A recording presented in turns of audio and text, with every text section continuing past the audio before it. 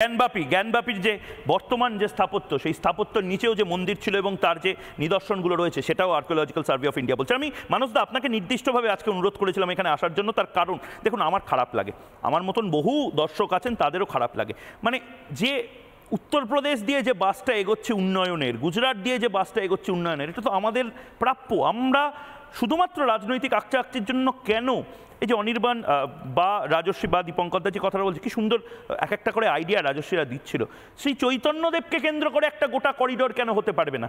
আদি গঙ্গাকে কেন্দ্র করে যে আমাদের চাঁদ সওদাগর বা মঙ্গল কাব্যের যে ইতিহাসগুলো, সেগুলো নিয়ে, এগুলো তো সারা পৃথিবীর ইন্টারেস্ট আছে। জার্মানি যদি বেদিক লিটারেচার নিয়ে একটা গোটা ডিপার্টমেন্ট বানিয়ে দিতে পারে, আমাদের বাংলার যে সনাতন সংস্কৃতি সেটাকে নিয়ে কেন ট্যুরিজম আরও ডেভেলপ করবে না? আমরা কিসে পিছিয়ে আছি? শুধু জার্মানি নয়, অক্সফোর্ডের একটা আলাদা ডিপার্টমেন্ট আছে যেখানে ইন্ডোলজি পড়ানো হয়, শুধু ভারত তত্ত্ববিদ্যা। তার কারণই হচ্ছে বাঙালি মনন যে জায়গায় পৌঁছেছে, মানে যে জায়গায় আমাদের ত্রুটিটা, সেটা হচ্ছে মন্দির এবং ধর্ম এই দুটো সম্পর্কে আমাদের কনসেপ্ট ক্লিয়ার নয়। প্রথম কথা হচ্ছে যে মন্দির ব্যাপারটা কিন্তু শুধুমাত্র পুজো দেওয়া নয়। আমরা যদি প্রাচীন আচার সর্বস্ব না, একেবারেই নয়। গত 4000 বছরে যদি তুমি মন্দির কালচার দেখো, তাহলে সেটা হচ্ছে যে একেবারে আয়ুর্বেদ থেকে মেটালর্জি, তার একটা গবেষণাগার হচ্ছে মন্দির। আয়ুর্বেদ মানে ধরো মন্দিরে যে চরণামৃত যেটা দেওয়া হয়, সেটাতে কি কি দেওয়া হয়, তুলসী, মধু, সবগুলো হচ্ছে আয়ুর্বেদিক সিরাপ, তার একটা গবেষণাগার।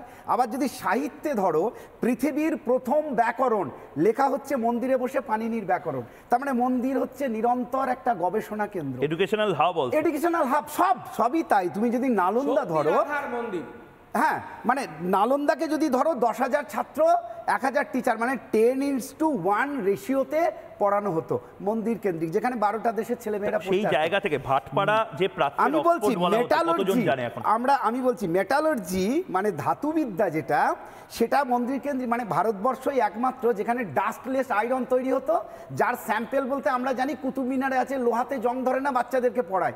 ভারতবর্ষের 8 জায়গাতে আমি দেখে এসেছি, যেটা যেহেতু ওটা আমার একটা সাবজেক্ট ছিল মন্দির কেন্দ্রিক সভ্যতা, তো ভারতবর্ষের 8 জায়গাতে ওর থেকেও বড় বড় পিলার আছে, মানে যেটা কুতুব মিনারে আছে। ইতিহাস বইতে নেই, না, ইতিহাস বইতে নেই।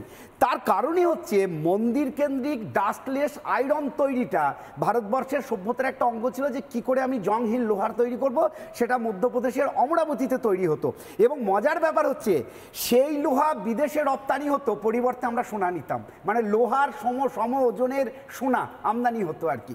এখন তুমি যেটা বললে, প্রসঙ্গে ফিরি, চৈতন্যদেবকে নিয়ে একটা বড় কাজ হতে পারে। সেটা হচ্ছে চৈতন্যদেব যে পথ ধরে উড়িষ্যায় গিয়েছিল নবদ্বীপ থেকে হেঁটে, তার প্রত্যেকটা জায়গাতে একটা করে স্মৃতিচিহ্ন আছে। সেগুলোকে কোনোটা জায়গার নাম হচ্ছে বিশ্রামতলা, প্রচুর আছে এরকম, পশ্চিমবঙ্গে এরকম বিশ্রামতলা প্রচুর আছে। যে দক্ষিণ কলকাতায় বৈষ্ণব ঘাটা রয়েছে, কবি সুমনের বাড়ি যেখানে, মানে সেখানেই বৈষ্ণব ঘাটা রয়েছে। হ্যাঁ, এরকম তো সেইটাকে যদি করিডোর করা হয়, তাহলে একটা অসাধারণ ট্যুরিজম সেন্টার হবে আর কি।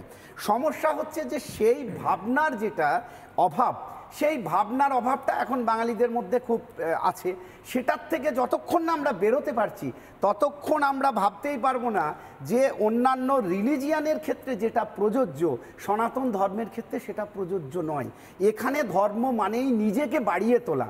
নিজেকে বাড়িয়ে তোলা মানে আমরা পাহাড় কেন যাই, আমরা সমুদ্র কেন যাই না, নিজের থেকে বড় কিছুকে দেখতে চাই। ভারতবর্ষের ধর্ম মানে হচ্ছে তাই যে বৃহত্তর কিছুর সন্ধান করা। তো এখানে তোমাকে একটা মজার তথ্য দিই, সেটা হচ্ছে দক্ষিণ পূর্ব এশিয়ার সব থেকে বড় রাম মন্দির কোথায় আছে জানো? মালয়েশিয়া, 100% মুসলিম কান্ট্রি। 1989 পর্যটন কেন্দ্র হিসেবে, হ্যাঁ, মানে পারেখ বলে ওখানে একটা জেলা আছে, তারা যখন দেখলো যে এখানে রাম মন্দির নিয়ে, অযোধ্যা নিয়ে ডিসপুট শুরু হলো 1989-এ, তারা পৃথিবীর দক্ষিণ পূর্ব এশিয়ার সব থেকে বৃহত্তর রাম মন্দির বানালো। আবুধাবিতে বিপুল ট্যুরিজমের জন্য, একদম আবুধাবিতে কি বিপুল পরিমাণ অর্থ ব্যয় করে রাম মন্দির তৈরি হচ্ছে। পৃথিবীর বড় বড় মন্দিরগুলোর একটা হতে চলেছে এই আবুধাবির রাম মন্দির। অস্ট্রেলিয়াতে তৈরি হচ্ছে রাম মন্দির, তার একটাই কারণ, শ্রী রামচন্দ্রতে মজে আছে গোটা পৃথিবী। এই ধর্মকে কেন্দ্র করে অর্থনীতিতে মজে আছে গোটা উন্নত রাষ্ট্রগুলো, এবং ভারতবর্ষ এটাকেই কাজে লাগাতে চাইছে।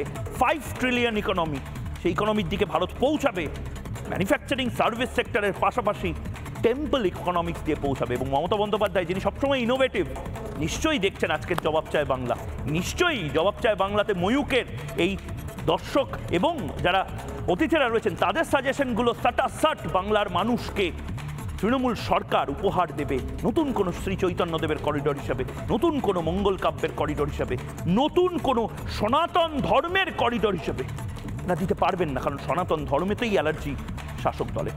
সে প্রশ্নটা রেখে একটা ছোট্ট বিরতি নিচ্ছি, বিরতির পর ফিরে আসছে আমি ময়ূর।